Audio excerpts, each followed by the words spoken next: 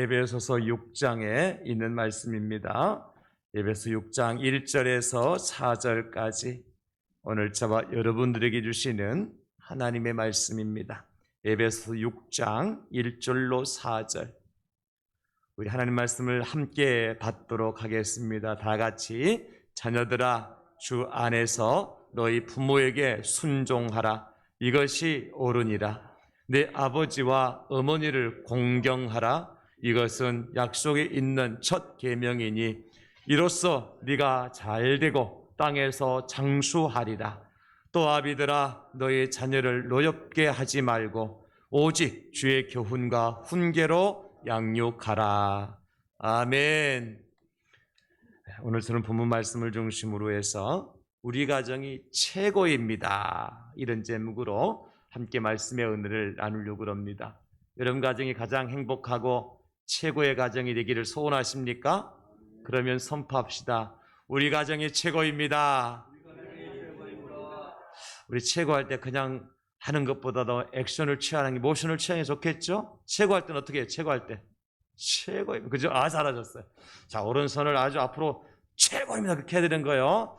다 같이 시작. 우리 가정이 최고입니다. 할렐루야.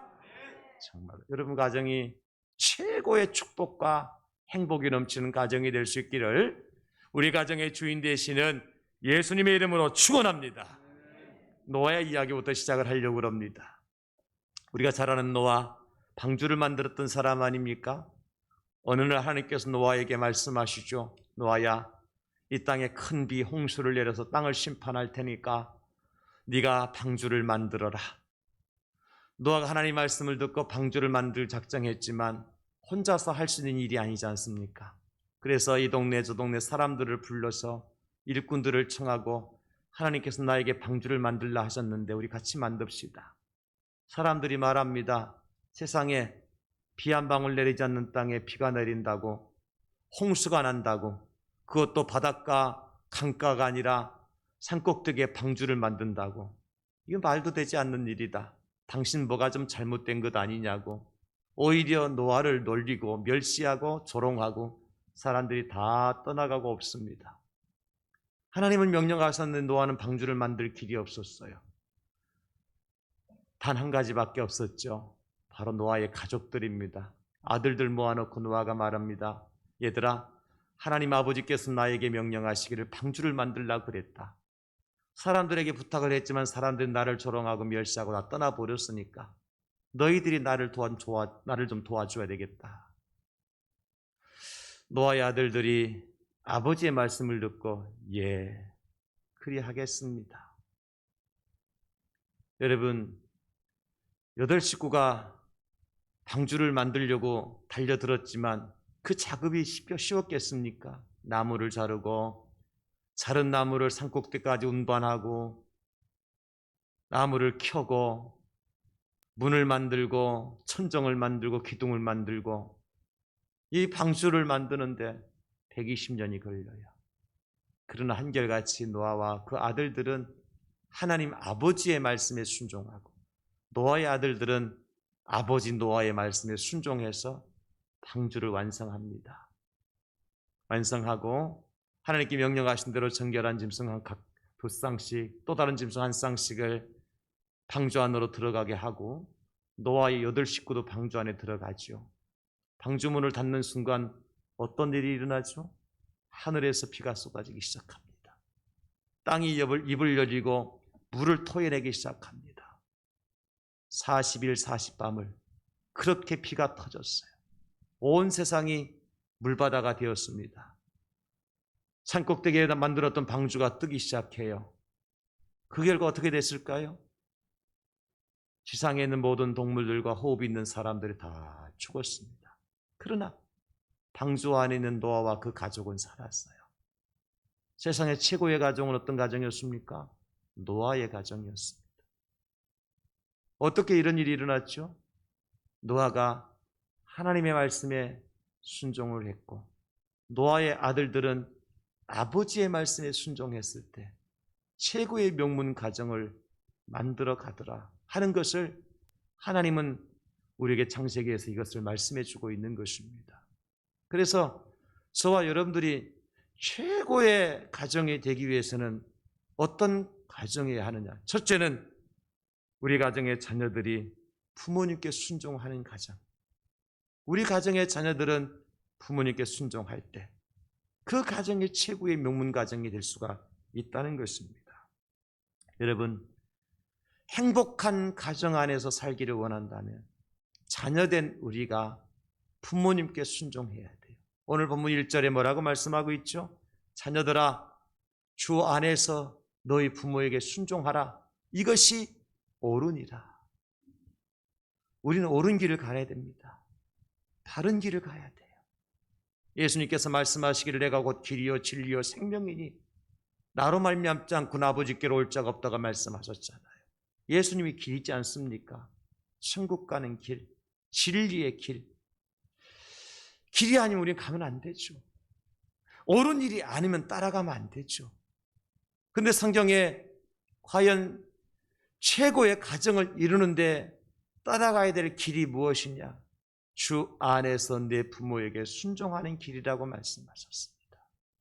저와 여러분들이 주님 안에서 믿음 안에서 우리의 부모님께 순종함으로 최고의 명문 가정을 만들어가는 주인공들 다 될 수 있기를 예수님의 이름으로 축원합니다. 오늘 여기 순종한다는 말은 원어적으로 볼 때 경청한다, 귀를 기울여 듣는다는 것이죠. 명령에 귀를 기울이다, 그런 의미를 가지고 있어요. 여러분, 부모님께 순종하는 사람 어떤 사람이냐?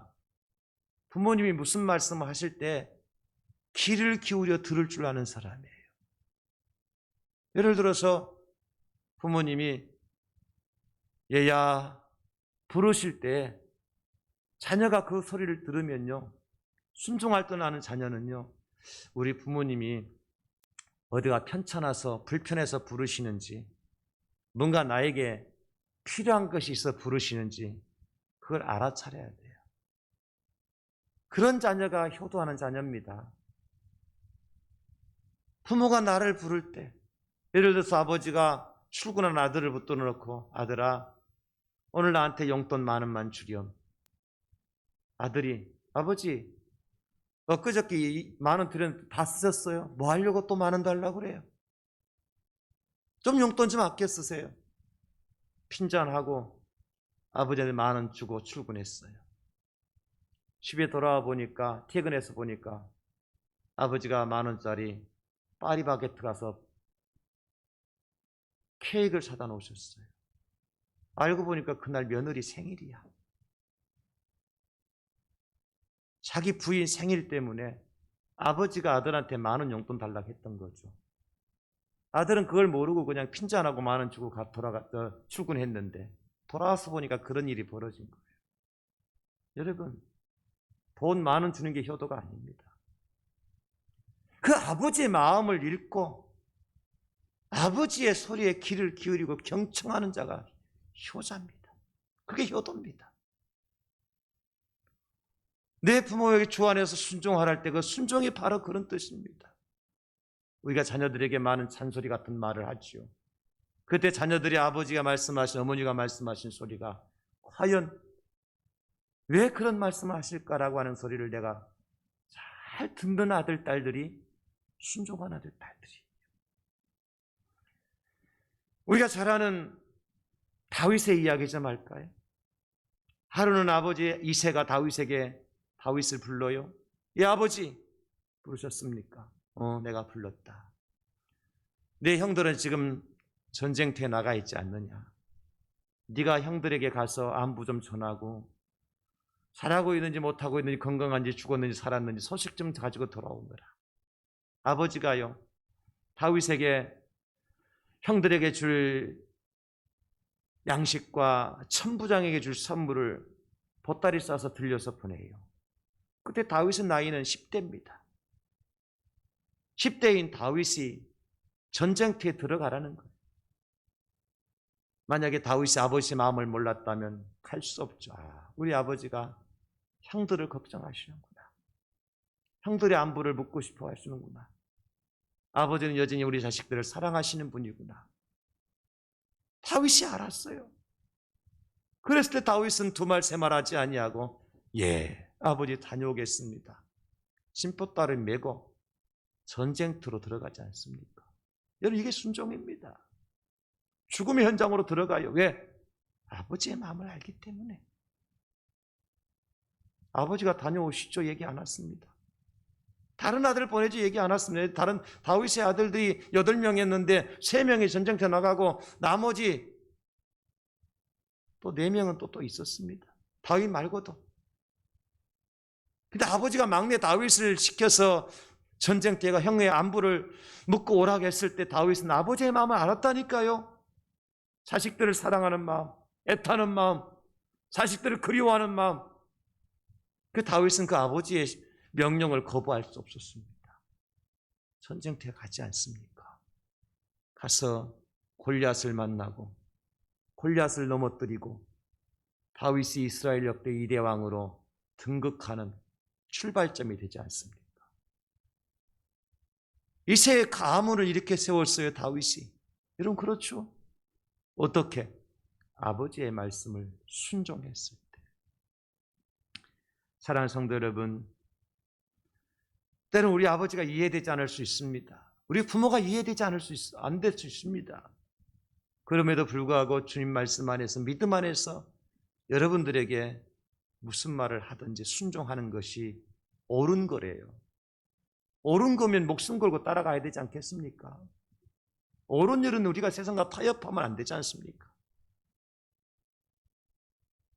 자녀들이 부모님께 순종하는 자녀가 있는 가정이 행복한 가정이고 그 가정이 최고의 가정입니다. 저와 여러분들이 믿음 안에서 부모들에게 순종하여 최고의 명문 가정을 세워가는 저와 여러분들 될 수 있기를 예수님의 이름으로 축복합니다. 또 여러분들이 자녀들이 그러한 순종하는 자녀들이 되어지는 복을 다 받으실 수 있기를 주님의 이름으로 축원합니다. 두 번째는 우리 가정의 자녀들은 부모님을 공경할 때 그 가정이 최고의 가정이 될 수 있습니다. 오늘 본문 2절에 내 아버지와 어머니를 공경하라. 이것은 약속 있는 첫 계명인 3절에 이것은 네가 잘되고 땅에서 장수하리라. 내 아버지 어머니를 공경하라. 공경한다는 때는 무슨 뜻인가 하니까 인정한다는, 가치를 인정한다는, 가치를 인정. 부모로서의 가치를 인정할 수 있어야 돼요. 우리 아버지는 나의 아버지고 우리 어머니는 나의 어머니라는 가치를 인정하면요 공경할 수밖에 없어요. 그러나 공경하지 않는 자는 가치를 인정하지 않죠. 우리가 잘 아는 엘리 제사장의 두 아들 홈리와 비나스 보세요. 아버지가 제사장 아닙니까? 그러나 아버지가 제사장으로서 자녀들의 자식들한테 얘들아 그래 하면 못 써. 내게 들려오는 소리가 좋은 소리가 아니다. 네가 너희들이 하나님을 욕되게 하면 되겠느냐? 그러면 아버지를 공경하는 자식들이라면 예 아버지 잘못했습니다. 우리가 실수했습니다. 아버지 말씀 따르게 그렇게 해야 되지 않겠습니까? 그런데 엘리의 두 아들들은 그렇게 했습니까? 안 했습니까? 안 했습니다. 왜요? 아버지를 제사장으로 가치를 인정하지 않아요. 나도 제사장, 자기도 제사장. 나도 한 몫, 자기도 한 몫인데 그렇게 생각하는. 그러니까 순종 못하고 공경하지 못하죠. 오늘날 젊은 세대들이 그래요. 부모의 가치를 인정하지 않아요. 나는 더 좋은 대학에 나왔고 나는 더 많이 배웠고 내가 더 많이 알고 근데 아무것도 모르면서 뭐 아는 체나 하고 꼰대 노릇이나 하고 그러니까 공경하지 않는 것 아닙니까? 그 가정은 절대 행복할 수 없죠. 최고의 가정이 될 수 없습니다. 어머님 은혜라고 하는 노래 있잖아요. 높고 높은 하늘이라 말들 하지만 나는 높은 게 또 하나 있지. 낳으시고 기르시는 어머님 은혜, 푸른 하늘 그보다도 높은 것 같아. 어머니가, 아버지가 하늘보다 높다고 생각하면 공경할까요, 안 할까요? 내 발바닥에 때만큼도 여기지 않으면 공경할 수 없습니다. 기억해야 돼요. 어머니의 마음이라는 노래도 있죠. 나실제 괴로움 다 잊으시고 기를제 밤낮으로 애쓰는 마음, 진자리 마른 자리 가라니시며 손발이 다 닳도록 고생하시네. 하늘 아래 금옷이 넓다리요, 어머님의 희생은 가히 없어라. 세상에 그 누구도 희생하지 않는 희생, 나를 위해서 세상에 우리 어머니만큼 우리 아버지만큼 고생해주는 또 다른 누가 있습니까? 여러분, 여러분의 이웃집의 아저씨가, 알지 못하는 이웃집의 아주머니가 여러분들을 위해서 신자리 마른 자리 가라니시면서 손발이 다 닳도록 고생했나요? 그런 이웃이 있습니까? 아버지니까, 어머니니까 그런 고생하신 것 아니겠습니까? 그러면 공경해야지요. 사랑하는 성도 여러분, 사실 저는 이 말씀을 드릴 만한 자격이 없는 사람이에요. 왜요? 저는 부모님을 그렇게 공경하고 살지 못했어요. 특별히 우리 아버지를 제가 공경하며 살지 못했어요. 우리 아버지는 평생에 술을 좋아하셨고 노름을 좋아하셨고, 동네에서 소리치고 싸움판이 벌어지는 곳에는 꼭 우리 아버지가 끼셨고, 당신의 몸이 불편해서 한풀이하기 위해서 그렇게 사셨지만 도박 노름빚 다 빚이란 빚을 다 져놓고 그 빚을 갚는다고 우리 어머니는 그 추운 겨울에 다라이에다 동태 몇 마리 담아가지고 나는 보따리 자루 하나 들러매고 동태 팔으면 그때 보리쌀 주고 깨를 줬거든요. 콩을 줬거든요. 어머니는 동태를 이고 계시니까 나는 짐 뒤에다가 자루 하나 들고 동태 파른 것으로 콩 보따리, 보리쌀 보따리 들고 와서 그거 팔아서 생계를 유지하고 그거 팔아서 노름빛을 갚고 살았으니까 제가 그 당시에 하나님을 잘 믿었더라면 그럼에도 불구하고 우리 아버지 공경했을 텐데 그리하지 못했어요. 우리 아버지는 왜 저럴까? 다른 애들 아버지는 건강해서 돈도 잘 벌고 다른 애들 아들은 쌀밥이라도 먹는데 저는 평생에 쌀밥 구경한 적 없습니다. 보리쌀도 없어서 어머니가 보리쌀 삶아가지고 한낮을 삶아서 광질에 걸어놔야 점심 저녁에 밥할 수 있잖아요. 그게 불어가지고 쌀이 밥이 되잖아요. 그 몰래 한 줌 훔쳐먹고 혼나기도 하고. 여러분, 그러니 제가 아버지를 공경할 수 있겠어요? 빨리 돌아가셨으면 좋겠다. 그럼 우리 엄마 고생 덜 할 텐데. 근데 진짜 돌아가시더라고요. 진짜 돌아가시더라고요. 그제야 알았습니다. 어머니 그러시더라고요. 얘들아, 아버지가 아무리 아버지 노릇을 못하시더라도 아버지 살아계실 때 하고 아버지 안 계실 때 집안은 다르단다. 사람들이 그렇게 쳐다보지 아버지 없는 자식과 아버지 있는 자식은 다르단다. 그때는 몰랐어요. 돌아가시고 나니까 알겠더라. 아버지 붙들고 울었어요. 아버지, 다시 한 번만 살아나시면 내가 아버지한테 효도하지 못한 거 하고 살게. 우리 아버지 공경하지 못한 거 공경할게요. 한 번만 살아나시면 안 될까요? 안 일어나시더라고요. 안 깨어나시더라고요. 많이 울었어요. 불효 부모 사후회라고 돌아가신 다음에 후회해반들 무슨 소용이 있겠어요? 사랑하는 성도 여러분, 돌아가신 부모가 계시면 어쩔 수 없지만 여러분 부모님이 살아계시다면 공경하십시오. 못났어 나의 아버지, 못 배웠어 나의 어머니, 그 가치를 인정해 드리십시오. 그 가정이 진정으로 행복한 가정이 될 거예요. 룻게 나오는 룻과 나오미의 이야기 아시지 않습니까? 베들레헴에 흉년이 들었을 때 나오미가 자기 남편과 두 아들을 데리고 저 모압 땅으로 피난을 가요. 가서 얼마 되지 않아서 남편이 죽습니다. 다행히 두 아들이 모압 여인을 만나서 결혼을 하게 되고 두 며느리를 얻죠. 그런데 결혼한 지 얼마 되지 않아서 두 아들마저 죽습니다. 세 과부만 남았네요. 며느리를 앉혀놓고 시어머니가 말씀하십니다. 얘들아, 너희들은 아직 젊은데 새로운 삶을 시작해도 된다.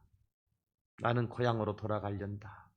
그럼 너희들은 친정으로 돌아가서 더 좋은 사람들을 만나서 새 가정을 꾸미고 새로운 인생을 시작하거라.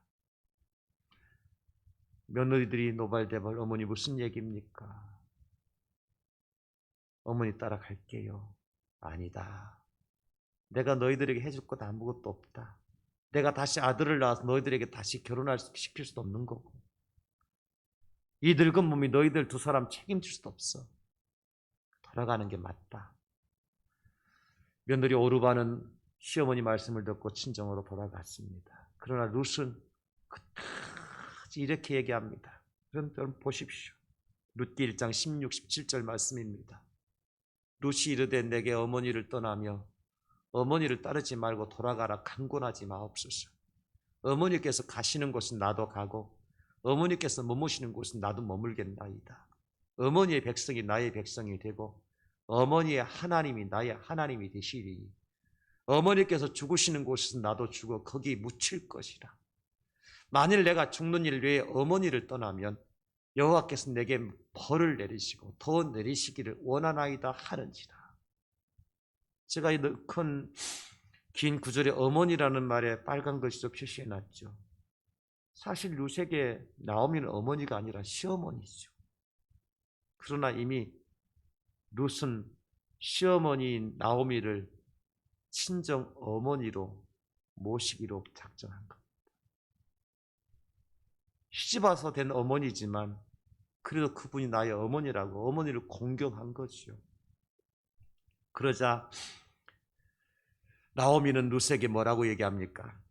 나오미도 룻을 이렇게 말합니다. 룻의 시어머니 나오미가 그에게 이르되 내 딸아, 내 딸아, 내가 너를 위하여 안식할 곳을 구하여 너를 복되게 하여야 하지 않겠느냐. 그래, 너는 나의 며느리가 아니라 내 배가 아파서 낳은 딸이다. 영어로 보니까 도터로 되어 있어요. 며느리는 도로 in law 이렇게 표시해야 되는데 도로, my daughter, 내 딸아 그렇게 되어 있어요. 망한 가정이잖아요. 이미 나오미 가정은 망했잖아요. 남편도 죽고 두 아들 죽고 거지가 돼버렸어요. 다시 베들레헴에 돌아왔지만 땅 한 평 없습니다. 그야말로 거지입니다. 그런데 룻이 시어머니를 공경함으로 인하여서 어떤 일이 벌어지나요? 유력한 자 보아스를 만나잖아요. 그리고 그 보아스와 결혼을 하지 않습니까? 그리고서 오벳과 이새와 다윗의 가문을 이렇게 세워요. 이런 비밀을 아시겠습니까? 다 늙은 시어머니 뭐 따라갈 일이 뭐가 있습니까? 쫓아가서 남을 게 뭐가 있어요?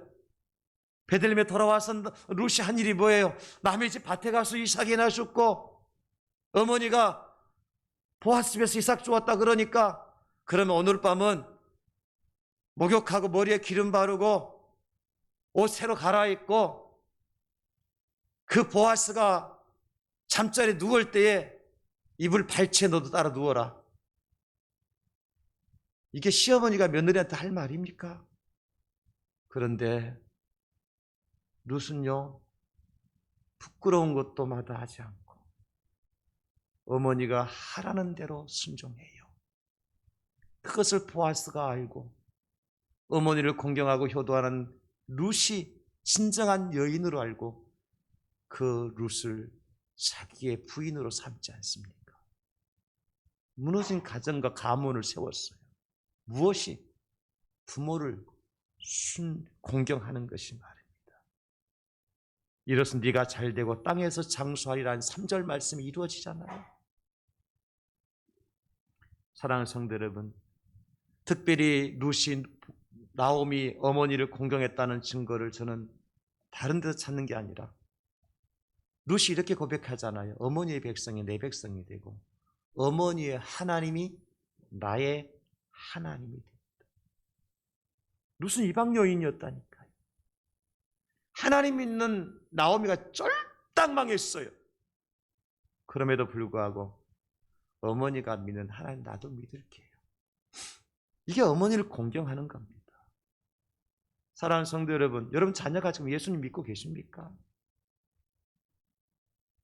예수는 안 믿지만 여러분 생신날 돼가지고 선물을 저 이마트 홈플러스 가서 가장 좋은 갈비짝 한 짝 가지고 와서 아버지 잡수고 건강하라고 선물 갖다 줄 때 역시 내 아들, 내 딸, 여러분 그렇게 생각하십니까?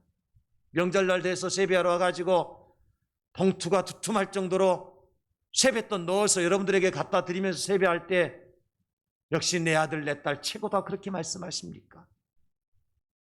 여러분 그것도 중요하겠지만은 정말 우리 아들, 딸들이 여러분들을 공경한다면 여러분이 믿는 하나님 같이 믿어야 돼요.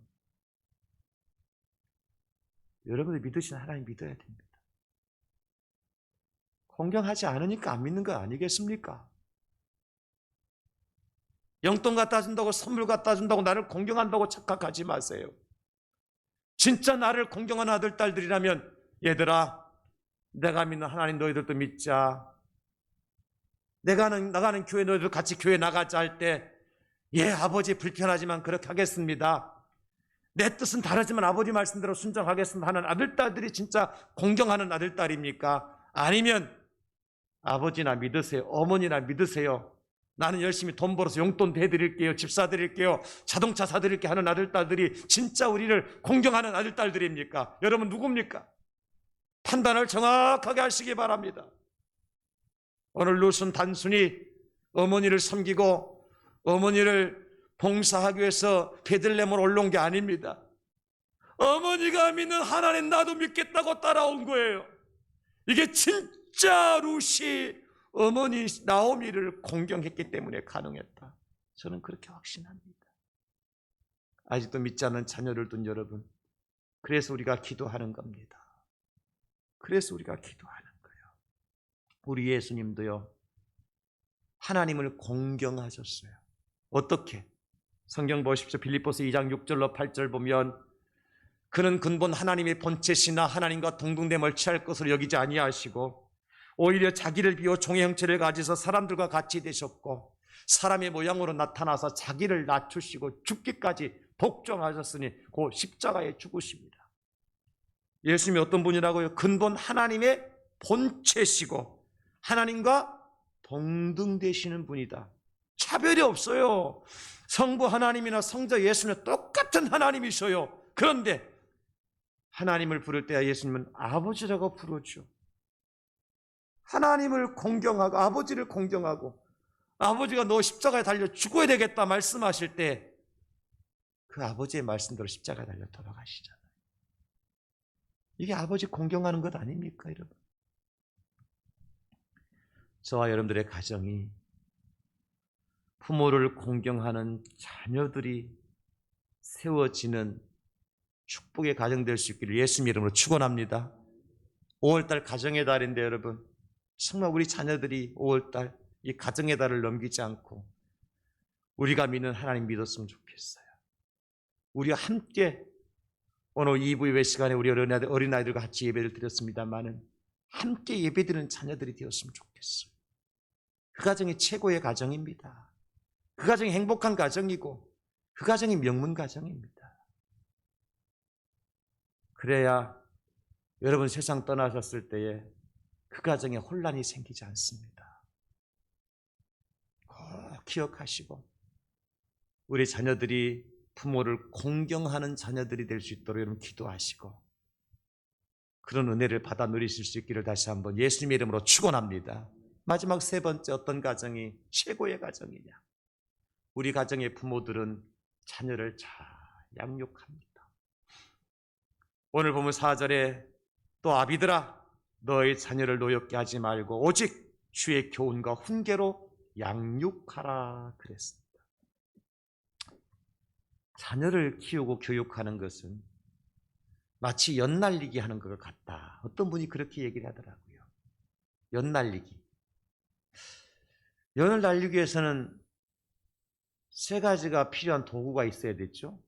얼레, 연줄을 감았다 풀었다는 얼레가 있어야 되고요. 그 연 얼레에 묶여있는 실이 있어야 되죠. 연과 연결된 실. 그리고 연이 있어야 돼요. 연. 방패 모양의 방패연, 오징어 모양의 오징어연, 가오리 모양의 가오리연. 여러분 기억나시죠? 연날리기 많이 하셨잖아요. 가정에 이것이 있어야 돼요. 그래서 자녀라고 하는 연, 어떤 자녀는 방패 모양도 있을 것이고 어떤 자녀는 가오리 모양도 있을 것이고, 그죠? 그 연이 하늘 높이 창공을 향해서 잘 날아가서 파닥거리고 말이죠. 살아있는 모습 아닙니까? 그죠? 그 연이 곤두박질 치는 것은 죽은 연이잖아요. 그 연이 곤두박질 치지 않고 높이 올라가서 그냥 꼬리가 흔들흔들하면서 말이죠. 춤추는 듯이 올라가는 연, 그런 자녀들이, 그런 가정이 최고의 가정 아닙니까? 세 가지가 필요합니다. 첫째, 원래는 무엇입니까? 말씀. 하나님 말씀이 있어야 돼요. 말씀으로 출발하지 않는, 말씀으로 무장되지 않는 가정은요, 비가 오고 창수가 터지면 무너져 내립니다. 말씀의 반석 위에 세워져야 돼요. 출발이 중요합니다. 여러분, 원래 없으면 손에다 감고 하죠. 여러분, 손에다 감고 그게 잘 됩니까? 어느 사람 원래 나무가락 하나 잡아가지고 막 감아가지고 쓰기도 하지요. 풀어줄 땐 풀어주면 함께 감아집니까? 내 속도에 맞춰서 안 되잖아요. 원래가 있어야 돼요. 말씀의 원래가 있어야 돼요. 두 번째 연줄은 무엇을 상징하느냐? 기도입니다. 기도줄이 있어야 돼요. 말씀으로 무장하고 기도가 있는 가정이 행복한 가정인 거예요. 우리 대양제일교회 주보 4쪽 맨 밑에 보면 이렇게 기록되어져 있어요. 여러분 주보에 나오고 앞에 화면에 나올 건데 같이 읽을까요? 시작. 부모의 새벽기도, 자녀의 평생 축복. 자녀의 새벽기도, 부모의 평생 행복. 저는 우리 대양제를 개척할 때부터 이 문구를 계속 지금 23년 동안 주보에 싣고 있습니다. 저는 보는지 읽는지 모르겠습니다만은 저는 매주 봅니다. 저를 위해서 만들어 놓은 거니까 여러분 안 봐도 괜찮아요. 여러분들의 자녀가 정말 하나님 축복받기를 원한다면 부모가 뭘 해야 된다고요? 새벽을 깨워 기도해야 된다. 여러분들의 부모님들이 정말 건강하고 행복한 노후를 살기를 원하신다면 자녀된 우리가 무엇을 해야 된다고요? 새벽을 깨워 기도해야 된다. 그래서 부모의 새벽 기도는 평생 자녀들에게 하나님 축복이 임하게 하고, 자녀의 새벽 기도는 평생 우리 부모에게 행복을 만들어준다. 기도의 줄이 튼튼해야 이길 수 있어요. 연날리기 할 때 연싸움 하죠. 연싸움, 그죠? 연싸움이 뭐 하는 거예요? 높이 올라가는 싸움이 아니라 어떤 연이 높이, 욕하는 것 같네. 어떤 연이 높이 올라가고 그런 사람에 따라 그게 1, 2등이 아니잖아요. 연싸움 어떻게 하는 거예요? 연줄을 갖다 비벼가지고 누구 줄이 강한가, 끊기는 줄은 지는 거예요. 그래서 저는 연싸움 할 때 옛날에 어떻게 했느냐, 좀 머리를 썼어요. 여러분 줄 중에서도 고래심줄 같은 거 강하죠? 근데 그 고래심줄 가지고 연 날릴 수 있어요? 못 날립니다. 연줄은요 반드시 실로 된 줄이어야 돼요. 그래야 잘 날아갑니다. 근데 실과 실끼리 부딪혀갖고 비비면 금방 끊어집니다. 그래서 저는 어떻게 했느냐, 유리를 병을 하나 딱 깨가지고 유리를 막 가루를 만들어. 팍 만들어가지고 연출 한 2, 3m 정도만, 전체 아니고 거기다 풀을 묻혀. 풀을 먹여. 그래가지고 싹 진하게 만들어요. 그럼 거기에 뭐가 묻어요? 연줄에? 유리가루가 묻어. 그러면 상대방이 탁 날라올 때 그 유리가루가 묻어있는 그분을 싹 한번 비면은 똑 하고 끊어지면 칼로 베는 거잖아요. 여러분, 줄도 똑같은 줄이 아니야. 예리하고 날카롭고 심령골수를 찔러 쪼갤 수 있고 원수마귀 사탄의 목을 벨 수 있고 심장을 찌를 수 있는 예리한 비수와 같은 기도의 사람이 있을 때 그 가정이 행복한 거예요. 그 연이 실이 잘라지지 않고 얼레에서 끊어지지 않고 멀리 높이 올라갈 수 있는 거예요. 말씀과 기도입니다. 그러면 연이 날아갈 때 얼레에 있고 줄만 있으면 날아갈 수 있습니까? 가장 중요한 게 뭐죠? 바람이 불어야지. 무슨 바람?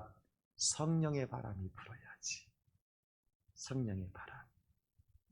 성령 없이 말씀을 전할 수도 있고 성령 없이 기도도 할 수 있습니다마는 뭐가 나타나요? 능력이 없어요. 능력이 없어요.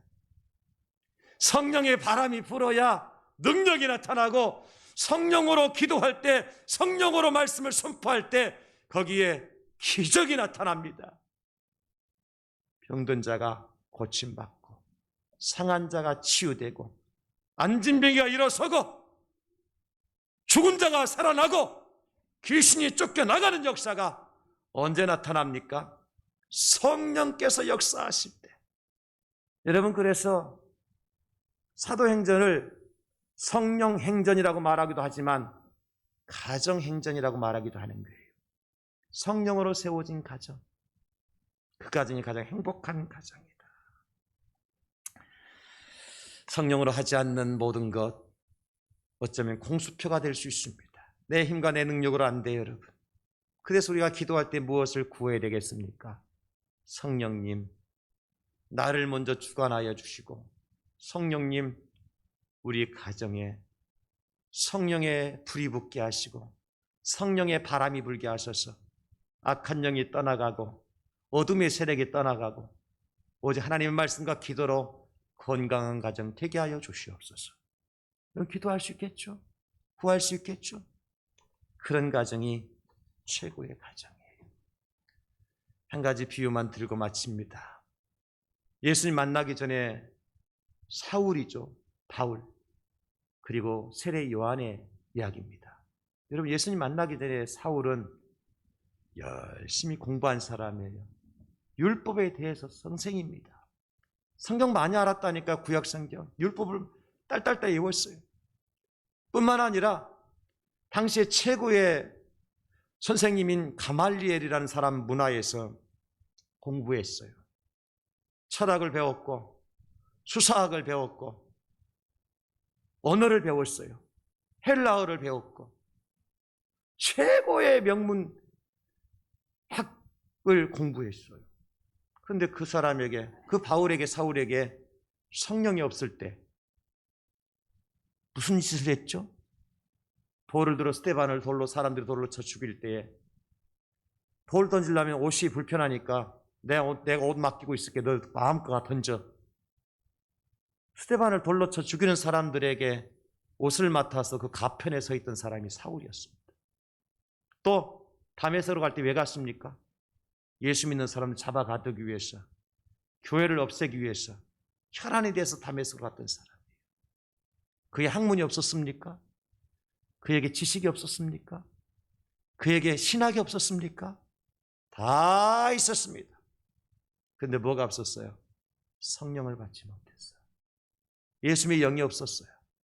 그럴 때 그는 사람을 죽이는 살인자, 교회를 잔멸하고 박해하는, 예수를 핍박하는 사람이 되어 있었던 겁니다. 반대로 세례 요한 보십시오. 세례 요한은요, 날 때부터 성령이 충만한 가운데 탄생하죠. 예수님의 어머니 마리아가 세례 요한의 집에 방문했을 때 요한은 이미 어머니 뱃속에 태어나 6개월 된 뱃속에 있었던 아이였잖아요. 마리아가 방문하니까 뱃속에 있는 세례 요한이 성령이 충만해가지고 말이죠. 뱃속에서 그 마리아를, 예수님을 영접하잖아요. 그리고 그 아버지는 성령이 충만해서 제사장의 사명을 감당해요. 그런데 세례 요한은 뭐 했느냐? 들판에 가서요, 깡통 하나 줘가지고 메뚜기 잡는 사람이 있어요. 왜? 그거 꼬먹으려고. 어느 날 재수가 좋으면, 운이 좋으면 그 바위 틈에 뿔벌들이 말이죠, 그 벌집을 만들어 놓고 거기서 뿔을 만들어 놔. 이거 석청이라고 그래요. 그거 따서 먹고 말이죠. 그날은 참 운이 좋은 날이죠. 옷은 삼배옷, 뭐 좋은 물감 들인 옷이 아니라 동물 하나 잡아가지고, 낙타 하나 잡아가지고 대충 뼈 가르고 그 가죽을 벗겨가지고 그거 걸치고 살았어요. 어디에서? 들판에서. 공부했습니까? 안 했습니까? 대학 다녔습니까? 철학을 공부했습니까? 율법을 공부했습니까? No. 그저 그 들판에서요, 하나님만 쳐다보고 하나님만 음성 듣고 성령으로 살은 거예요. 성령으로. 그랬을 때 그 무식할 것 같았던 세례 요한이 무엇을 합니까? 하나님이신 예수님께 세례를 주더라니까요. 아무것도 배우지 못한 무식한, 그 들판에서 메뚜기나 잡아먹던, 그 낙타 털옷을 입고 살았던 그 세례 요한이 예수님께 세례를 베풀어요. 여러분, 이거 기적 아닙니까? 예수님께서 세례 요한을 향해서 뭐라고 말씀하십니까? 마태복음 11장 11절 전반부에 보면 예수님께서 이렇게 말씀하십니다.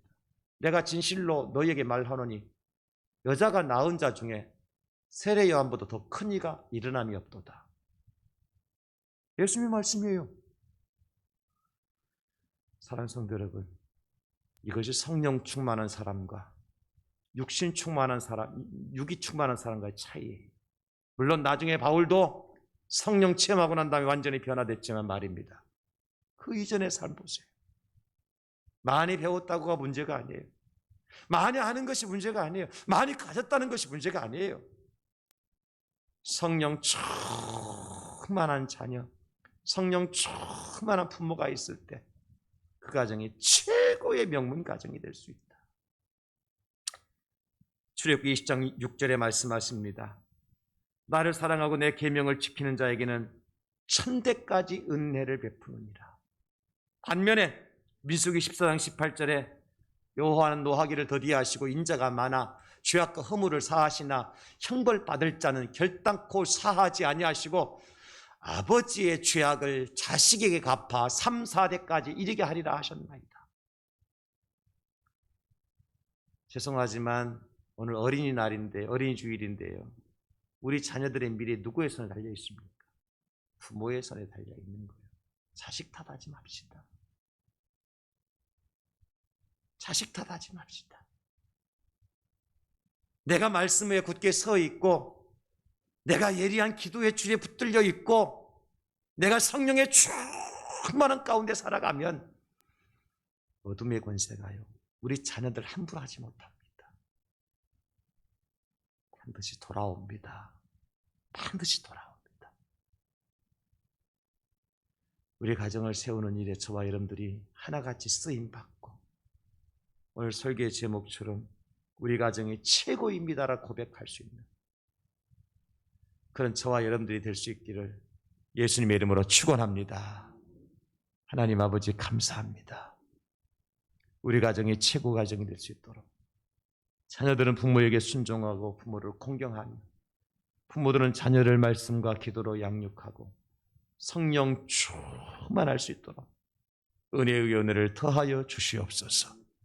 예수님의 이름으로 기도드리옵나이다. 아멘. 찬송 559장입니다.